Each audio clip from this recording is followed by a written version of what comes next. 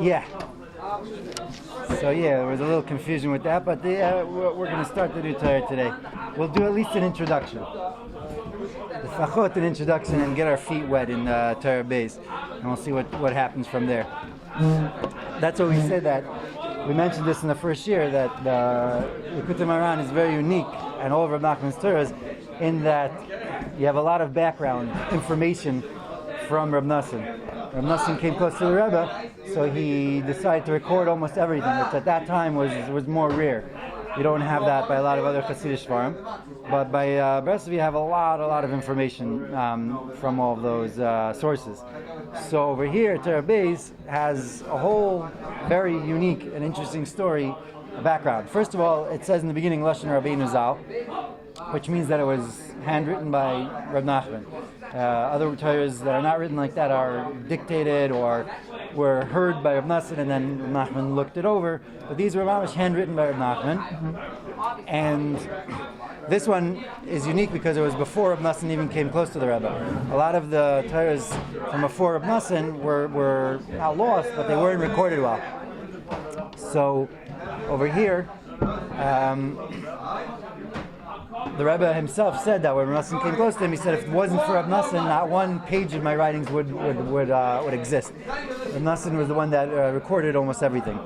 So over here, that's why I brought the English version here for this intro and for a lot of the historical information. The Torah over here, this Torah Bais, was given in 1801. Which is before Reb Nachman even moved to Breslov. He was living in Zlatopolia. Reb Nosson came close, I think, in 1802, 1803. So it was before Reb Nosson even came close. And the whole story is that there was a follower of Reb Nachman. Reb Nachman had already followers from when he was 13, as far as we know. From the day of his bar mitzvah, he went out to the forests, and he would speak to people, and they would be very enthused and get very inspired, and they were very davik to him.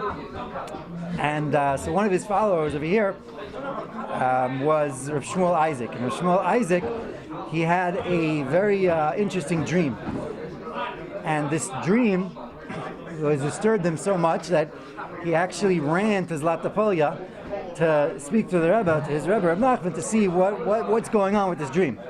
And so he would give over this dream, and he said that he saw himself in a very, very thick forest, and he came up with this person. He saw this person that was carrying a huge sword that was double-edged, meaning you could have a sword that's sharp on one edge and dull on the other side. It was two edges were sharp. It was a unique sword, and he was frightened, but he started to follow this man. Eventually, they came to some house, and the man told him that there are many other swords over here. And you could take one, but you have to know how to use the sword. You have to know how to do it. So he came inside, and he was a little scared first. And this old man was there, and he said that you have to be totally clean with shmiras habris, with immorality, in order to take and know how to, and you have to know how to handle the sword. So all of a sudden, Reb Shmuel Isaac found himself filled with clouds, dark clouds. And he said, look, you're still surrounded by all these clouds, which means that, you're still not clean. And you're not ready for the sword yet. So you'll come to a place soon in the forest that you'll be able to get a proper master craftsman. He sharpens these swords. If you get there, maybe you'll be able to wield the sword properly. And he said, but who knows if they'll open the door for you. So Shmuel Isaac woke and from this dream, and he ran straight to Zlatopolia. I don't know how far it was, and he went there mamish in the winter, and part of the way he actually walked there. And Reb Nachman just moved to Zlatopolia mamish a few months earlier, and Reb Shmuel Isaac was never there yet. So he was looking for Reb Nachman. Finally he got to there, and they said don't you know there's a whole opposition out to Reb Nachman? He said, don't worry, I need to go there. So that's when he realized that in the dream they told him, who knows, if you'll even make it to this house, and who knows if they'll open up for you. So he finally found Reb Nachman's house, and he knocked and there was no answer. So he kept knocking, and finally he heard the Rebbe, Reb Nachman, say behind the door, Shmuel Isaac, it's impossible to open the door for you now. I can't open the door. So he was broken, and he started to cry and cry. He stood by the Rebbe's door for an hour, at least, just crying. That here he came all the way to the Rebbe, and he was told that I can't open the door for you. And finally, after a long time, Nachman opened the door, and he said, but weren't you already told, even before setting out, that you might not be let in? He says, very good, you cried a lot, and the shower of the Bais are open, but there's so much clouds. And when he heard that, he realized that even though he was coming to tell the Rebbe about a dream, the Rebbe already knew the entire dream. And he couldn't even talk. So he stayed that Shabbos, and then on that Shabbos, the Rebbe taught this Torah. Now this whole Torah is an explanation of the dream. So here he was, he had this dream, he ran to Zlatapolia, the Rebbe played out the dream by saying, you can't even come in here because you're not clean, and then he taught the Torah, which is all about this dream. Unbelievable, almost like a Peladik way that the Rebbe's lessons would come out. Now, as an addition, the dream with all of these ideas is exactly alluded to in the Torah, which speaks very much about tefillah. But tefillah, he says, as we're going to see, as an intro to the Torah, is a sword. It has to be like a double-edged sword where it has the edge of where you praise Hashem and the edge of where you cry out to HaKadosh Baruch Hu, so it's like a double-edged sword. But in order to know how to wield the sword, you have to have Shmir Sabris. In order to have Shmir Sabris, you have to have Mishpat. And in order to have Mishpat, you have to be close to the Tzaddikim. And he goes through, but if you're not worthy, you have tons of clouds that are clouding your judgment. You're not going to be able to do any of this. So that's what the Torah is about. So the amazing addition to the story was that a bunch of years back, we were zeicha, Baruch Hashem, to have Rabbi Luzer Koenig come to the house a lot, and I was zeicha to become very close to him. He passed away a few years back, and he had a lung transplant by us, and Baruch Hashem, we had a very, very deep connection. Throughout the years, actually the first time that he came was around Kislev to our house here, and that Chanukah was an incredible Chanukah. He was on double oxygen, dying from a genetic lung disease, and every night he gave over Torah for like 20 minutes, a half hour, an hour. He could barely breathe, he could barely talk. The doctor said that if you were getting the amount of oxygen that he was getting, which is about 7% of the normal oxygen levels, you'd be basically passed out, fainted on a bed all day long. That's how most people would be. He would push and push and push, and he would do whatever he could, and he would teach the Torah on that Chanukah Kitzur. So from then on, Baruch Hashem, he had the lung transplant, which is a different story, tons of miracles, tons of stories, but I would try to make it my way to Tzvas. He was the Rav of the Breslov community in Tzvas every year, to be there for a night, to see him light the candles. And many years I was zeicha to be there. It's not just lighting the candles, it's preparing for it, and then afterwards they would sing. There's 20 Breslov Nigunim to sing, and some of them are very slow. It takes a long time, and then they would sing happy Nigunim, and then you would say over some Torah. It was always a beautiful, beautiful, amazing experience. So one year, I don't know how many years ago this was, must have been 12 years ago, the Rav was always very schwach. He was always battling back and forth, even after the lung transplant, with health. But we were the ones that hosted him here in Monsey, so we had very, very special status, and we would always get to be close to him and come in and mechabed us very, very much. Kitzur, that year he was taka feeling very schwach, and I made it for Ma'ariv there, and we davened Ma'ariv together, and I went over afterwards, and one of the sons came over to me. I saw he was mamish, like could barely stand. One of the sons came over to me afterwards. He said, "This year, I'm really, really sorry. I know you came all the way here. Maybe tomorrow you'll be able to come in, but tonight, don't even bother. Don't even come. He's too weak to see anyone. He's going to light the candles and go to sleep. Like, don't come. Don't bother coming. Don't bother coming to the door." So I said, I listened to the words of the tzaddikim. He says not to come. I'm not going to come. So I went. I lit the Chanukah menorah. I sang my songs. Then I went around to Tzvas, and I had a very close friend, Simcha, that lived mamish actually across the street in Kikar Maginim from the Rav. I ended up at his house with a friend of mine, and we start bringing, and we start talking, we start schmoozing, and for some reason or another, he brings out this whole story that I was talking to you, because I told him that they told me that I shouldn't even come, that I shouldn't even knock at the door. He said, "No, shtuyot." He said, "Come, let's learn the story." And he opened up the book, and we learned through this whole story. And he said, "You see, Rabbi Shmuel Leitzke was also told, go away, don't, and he even knocked and even cried. He still told him, go away." Eventually the Rebbe opened the door. You have to knock, you have to push, you have to... It's like, don't give me these things. The person's sick, and he says, don't come, you don't come. No, so the whole time we're fighting, and we're going through this story. I'm like, okay. Kitzur, just to add one point that I forgot that's very important to the story, is that when I was speaking before that this Torah is about tefillah, the first line of the Torah, if we'll see, we can start the Torah like this: Ki ikar klei zeinei shel Mashiach hu tefillah. The main weapons of Mashiach are tefillah. That's how the Rebbe starts off this Torah, and he goes on to explain that tefillah is the weapon of Mashiach. Right? In different places, he says that Mashiach is going to take over the whole world without one shot being fired. There's weapons of mass destructions and all sorts of Armageddon, doomsday theories and all sorts of stuff. The Rebbe says Mashiach is going to come through tefillah. It's going to be one yid, a davens, one tefillah, and puts the whole thing over the top, and all of a sudden Mashiach comes. So, but the Rebbe uses a very interesting lesson. The main weapon of Mashiach is tefillah. So we'll speak about that maybe a little bit, but Kitzer, at a certain point it got to a crescendo, and I said, okay, fine. For your sake, I'm going to go to their house, and I'm going to knock like a baby like this, and if they don't answer, I'm leaving. I said, fine, at least you did your hashtadlus, you'll go do it. So I go over there, I'm like shaking, like, they told me not to knock. They told me don't come to the door. So I knock like, as if like hopefully no one will hear me. Sure enough, of course, they opened the door, they said, Yoeli, bo, come, chabed. They honored me, they brought me in with my friend, and they sat us down. Talk at that point, there was only family members, and it was very intimate, but as the night wore on, and they were singing Zmiras, and the Rav got a little more energy, they let more people. Eventually there was 20, 30 Hasidim people there. There was a whole crew of people. And they did all the songs. The Rav even said over a short Dvar Torah. And everyone was very, very excited and very happy, and I was like amazed that already like the first half of this story came true, that like I wasn't supposed to go to the door. But I knocked and they let me in. I was like, gewaldig. Then the amazing part comes that there's a Svas Bacher, one of the Bachrim, is walking out, and I'm sitting there like a few feet away from the Rav, and my friend and this guy that pushed me to come and the other friend that I was with, they're all standing around, and this Bacher comes over to the Rav and he says that I've had enough of dodging the draft. In Eretz Yisrael they have a draft to go to the army. He said, I'm not learning so great. I don't want to dodge. I don't want to do this stuff. I just want to go to the army, get it over with, and get a normal job and go on with my life. So the Rav, without looking at me or anything, he just goes, זה כמו שכתוב בתורה בייס, Likutei Moharan. שעיקר כלי זיינה של משיח הוא התפילה. The main weapons of Mashiach are tefillah. Army has their weapons. You have your weapons.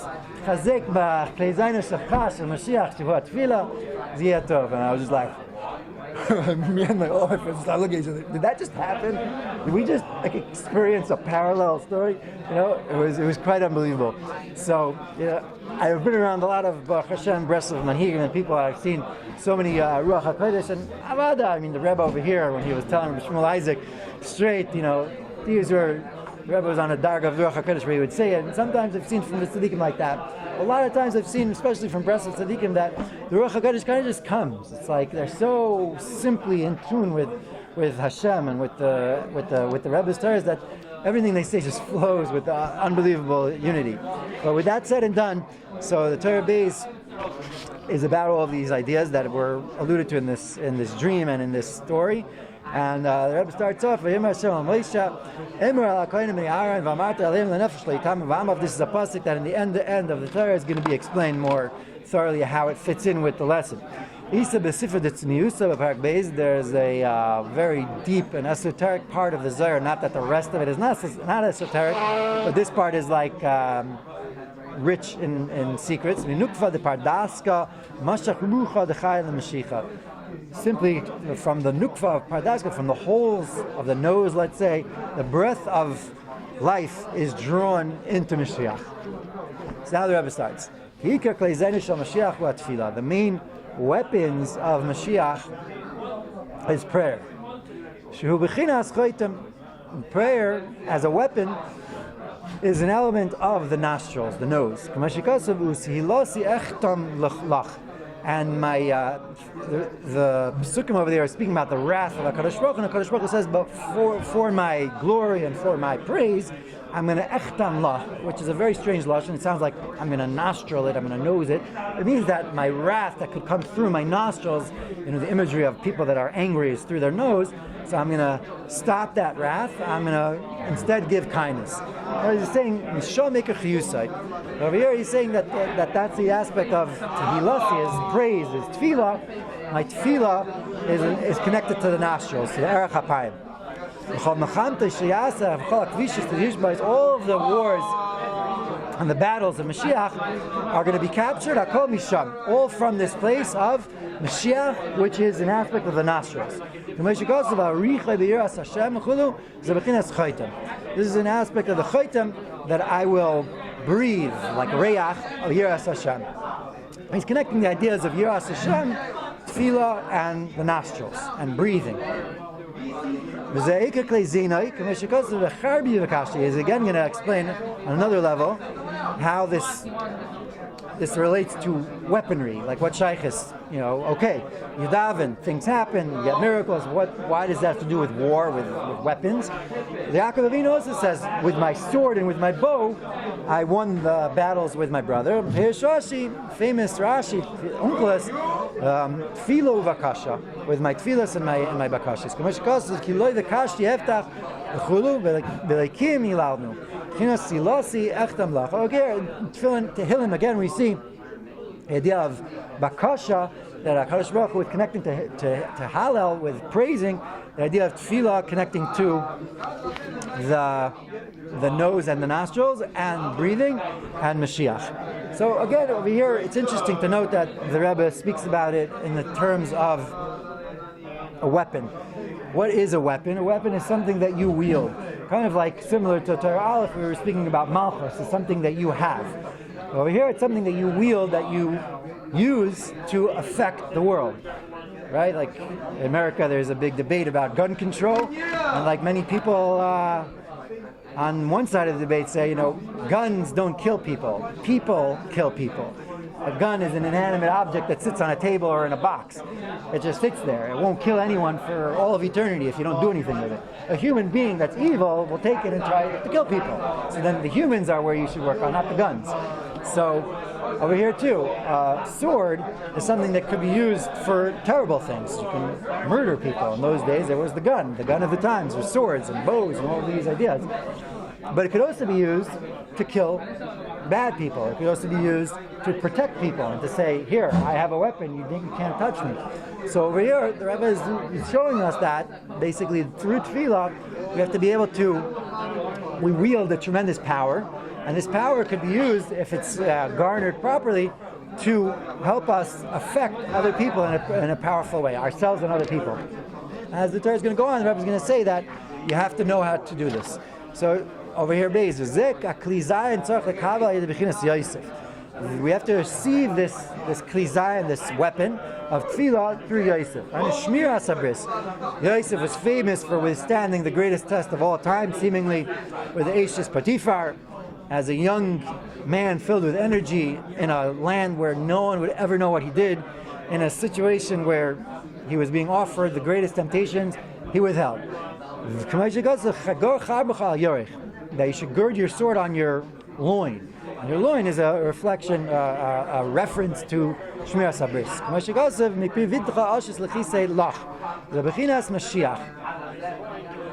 This is an aspect referring, this pasuk is referring to Mashiach.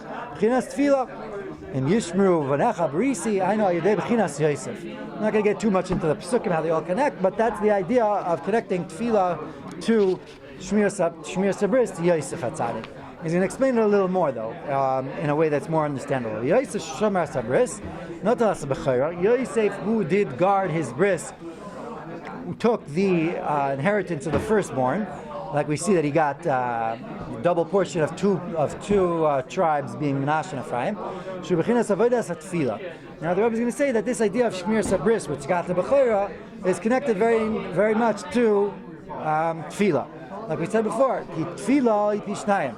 There's two elements to Tefillah. Shnayim sheish behem shivcha shemakim shelas tzachach. There is an aspect where you praise HaKadosh Baruch Hu, and there's an aspect when you beg Hashem for stuff. Which is, like we said before in the dream, a double-edged sword that's sharp on both edges. Two mouths, so to speak. right? That's in Hallelujah that we say every morning in Pesukah de Zimra. A two-mouthed sword. Why does it say pifiyos, two mouths? So it's two mouths, dafka, b'chinas pi shnayim. He gets a double portion. It's also two mouths, meaning you're using it for two purposes. You're saying praises of HaKadosh Baruch Hu, and you're also saying then to HaKadosh Baruch Hu that you want to bring more goodness into the world. Which very much relates to what we said Malchus is, that a Shmiras Abris also, Shmiras Abris, very vaguely spoken about, is like, stop looking at bad things, don't do this, stay away from that. But Shmiras Abris really means to guard the covenant, to guard something that you hold close to yourself, something that you've forged as being part of you. Hold to it, shomer it, right? It means to basically stay true to what you know is righteous and good. What does that mean, stay true? Stay true means that when you're experiencing times that you're, obviously when it's flowing and you're feeling it and you have no time, oh, very nice, stay true. It's not a big deal. Staying true means to stay faithful to that which you know, means that you have to really work on it when it's times that you don't feel like that, and you feel miserable, and you feel dark, and you feel like, who cares, it doesn't even make sense anymore. There, stay true. Stay faithful to that which you already know is true. So, over here when it comes to tefillah, if and when we look at the world, like we said, that everything is mine and everything I have is mine, we look at it from a very superficial aspect. So like our tefillah is going to be pretty poor. It's just going to be like, oh, Hashem, sometimes you feel like that. You're like, thank you for the walls, thank you for my hands, thank you. I don't feel anything. You're just saying thank you, Hashem, which is nice, beautiful. But when we really feel it, when we recognize, we have the bracha of Asher Yatzar. So you say Asher Yatzar, wow, so it's so nice. You come out of the bathroom, and if you're zeicha to be amongst the, segula that says the Asher Yatzar without running and drying your hands and doing 13 things, you actually stop and you say the words of Asher Yatzar, so you feel like you're $1 million. I said Asher Yatzar, maybe now Hashem's gonna, heal me and heal some person. But HaKadosh Baruch Hu doesn't need your tefillah, doesn't need your Asher Yatzar. Asher Yatzar, you're recognizing that, wow, HaKadosh Baruch Hu just gave you the ability to go to the bathroom, and if it comes from a point of humility, I had a minor surgery, Baruch Hashem, a hernia operation, but they give you anesthesia and they put you out in Gansen. I didn't know about the post-op at all, which is probably better that way, but it was pretty shocking that when you wake up, so your body is actually still asleep, you can't go to the bathroom because your muscles are sleeping. And it's a big deal to go to the bathroom for the first 8 to 10 hours. They don't even let you out of the hospital, so finally they let me out of the hospital, but I remember finally after 10, 12 hours of feeling the need to go to the bathroom, but not being able to do it, you can't. It's like you're in that long, everlasting car ride where your parents are like, we're not stopping. You're like, bus driver's like, we're not stopping. We just took a break, You're like, you're exploding, but you can't go. It's terrible. And finally, you got to be able to go. So I always try to remind myself and say, the fact that you're just able to go to the bathroom is a gift. Hashem is just allowing you to recognize these gifts of life, of the ability to do the most simple things, to have a drink of water, whatever it is. HaKadosh Baruch Hu gives you that gift. So when you recognize that gift and you have that praise of HaKadosh Baruch Hu, that perspective of wow, Hashem, I don't have anything. You've blessed me with water. You've blessed me with bathroom. You've blessed me with the grape juice for Kiddush. You've blessed me with every little prat. Then you could start feeling the true Cherapifia, the Shivcha Shel Makai, and then you could start saying, HaKadosh Baruch Hu, you bless me with so many gifts that you just give to me. Hashem, help me use them. I have more than just water. I have tons of food. I have tons of energy. I have tons of things. Tonight I was with my kids and we had a layover of 4 minutes before the food was going to come out of the oven until the food was ready, with a bunch of hungry children. So those 4 minutes are intense times. Fighting, hungry children. Always have to stuff them with food, make sure they're taken care of, they're not hungry, not thirsty, but they were starving. The food was going to be ready in 4 minutes. So I just started just being fun and entertaining and seeing any random thing that came to my mind. So I was like, do you realize how much food we have, Baruch Hashem? I know that's not going to do it because they're like, yeah, but we're starving now. I was like, wait a minute. We have to take an image right now of all of the food, not after we've eaten it, before we've eaten it, right when it gets served to us, that we've eaten our entire life piled on this table. All of the bread, fresh, delicious bread. it would probably be up to the roof already. All of the chicken, all of the eggs, all of the steaks, and all of the hot dogs and everything. Can you imagine? It would be like an entire room filled with food. These blessings that HaKadosh Baruch Hu just keeps pouring and pouring and pouring and pouring. One of my kids who only eats cereal and milk, he's like, "Or should be boxes of cereal." I was like, "Yeah, you're right. Just boxes of cereal and milk." But okay, either way, it would be a lot of boxes, you know. But this is the gifts that HaKadosh Baruch Hu is just coming up with it. But Hashem blesses us with tons of gifts. We have so much energy and stuff. We come to a genuine hakara tov of these things. Then we say to HaKadosh Baruch Hu, when it comes out like that in our tefillah, thank you, and I have money, and I have wisdom, and I have strength. Hashem, please help me, guide me to know what to do, to use all of these things that I could be able to do it well with my wife, with my family, with my siblings, my parents, to use it all for good. The tefillah comes out like that. It's staying true. I think an element of Shmir Sabris also to have our recognition when we have the times that we're connected, and then when we have other times then we're not feeling it so much, to be able to recognize that the connection that we have to our wife or to Kedusha, to the Torah, a person that, it's taught very often that a person that doesn't yet have a wife, everyone should be Zeicha very, very soon. They have the Torah. The Torah has all of the energy, the fire of the taiva of women that you could channel into the Torah. So we have that energy. We have that place to grab on, to have the moirasa, the engagement and the connection. So HaKadosh Baruch Hu, but sometimes we don't feel it, we don't want it, and we go to other things like, yeah, Torah is nice, it's cute, but right now I'm going to go to something else. We have to stay true to the things that we know is true, and recognize that, you can see it very much in a marriage, that this is the person that's been giving me, and giving to me, and giving to me, and that we have a deep, very intimate relationship with, and this is someone that I'm going to stay true to. And same thing with the Torah. The Torah is HaKadosh Baruch Hu's word. So I'm going to stay true to HaKadosh Baruch Hu. I'm not going to veer off to other places. Just a couple more minutes, maybe we'll be zeicha to finish another shtickle to tie it in. Gimel says, "Misha zachal achar vazeh." He who merits to get this sword. So he said that Mashiach is a weapon of tefillah. And in order to get the weapon of tefillah, you have to have shmir sabris. You have to stay true to what you have and what you know is true. So we have a sword now, but like we said, we have to know how to use it. You have to have gun safety. You have to be able to aim properly. You don't take a gun and start swinging it around wildly. You have to be able to aim it, keep it in the proper place. In those days, an arrow or a sword. Like it says in Shaftim over there, it speaks about being able to aim your over there speaking about a stone, whatever you're shooting, a stone, an arrow, a sword, at a hair's breadth, and hit it. Not to veer. You cannot possibly do this only through mishpat. There's an element of justice, judgment. Mishpat is the middle pole. You're able to aim exactly your weapon where you need to. You hit the target in the middle. To sustain your words with mishpat, meaning that your words are going to be able to have a powerful, proper effect if and when you have mishpat. What does that mean? It seems like, again, just pretty random. Like, okay, mishpat. What does mishpat mean, and what does that have to do with my words? So you can explain. Take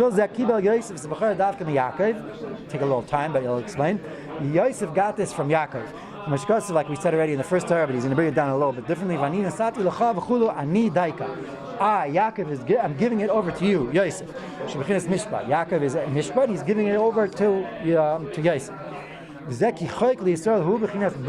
also had the chayk, which is an element of bris. Yaakov, some which we say at bris milah. Mishpat, like Yaakov, also Yaakov has mishpat. And Yosef the kabel mishpat. Yosef receives all of this from mishpat from Yaakov. So he should be able to hold his words in the proper way. This also is Mashiach is the king. He's going to be able to also have this mishpat. So what shaykhs? How do we get to this mishpat? So we have a sword, and it's dangerous and it's sharp, and if we don't know what we're doing with tefillah, we could veer off either too much praise, we just say thank you Hashem all day, or too much crying and begging and screaming at Hashem. We have to have like this beautiful balance of the two. How do we have this? Through mishpat, through having a proper, healthy approach to mishpat. But how do we do that? Obviously, if you want to be able to do things properly, you have to know how to judge things. How do we get to that? So he says, through giving tzedakah, which is a very unique taich. He says, when you give tzedakah, you are literally grabbing the element of mishpat and doing it. So now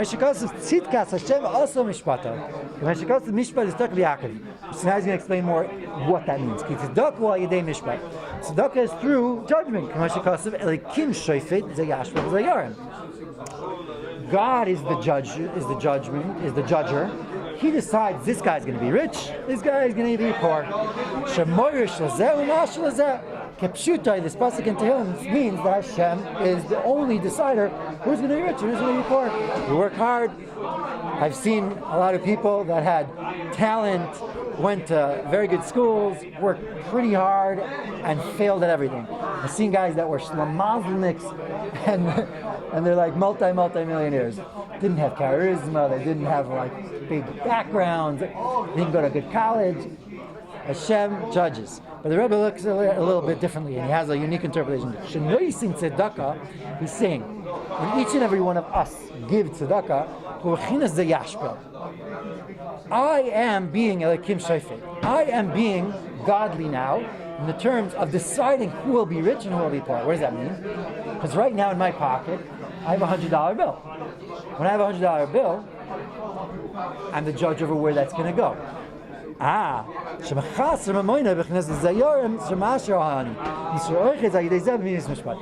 now I say, that poor guy, this guy that's collecting for some good cause, I'm going to give him $100. I just made a decision, like God, who decides who's poor and who's not, to take money away from me and give it to another person. Obviously, if you do it the opposite way, you're perverting judgment in the worst of ways. You say, that guy has $100, he's not looking, I'm going to take that $100. That's obviously taking mishpat and mamish, destroying it, because you're judging, but the wrong way against Hashem. But over here, HaKadosh Baruch Hu tells us all, yes, give tzedakah. I'm telling you to do this. So Hashem says, give tzedakah. You're like, okay, I have the ability to now say, to judge, this person, me, is going to be a little poorer right now, and that person right now is going to be a little richer.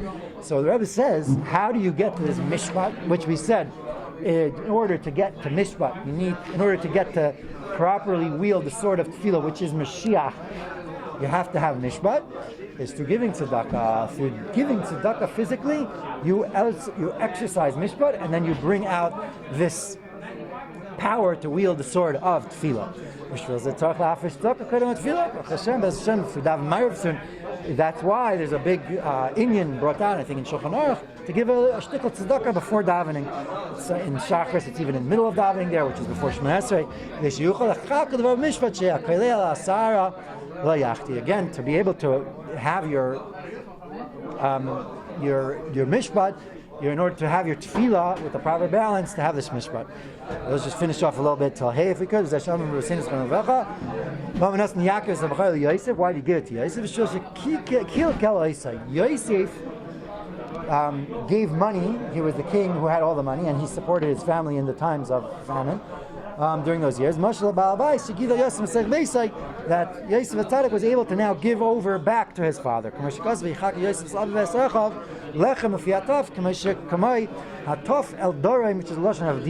he's connecting this idea of giving tzedakah to dibur,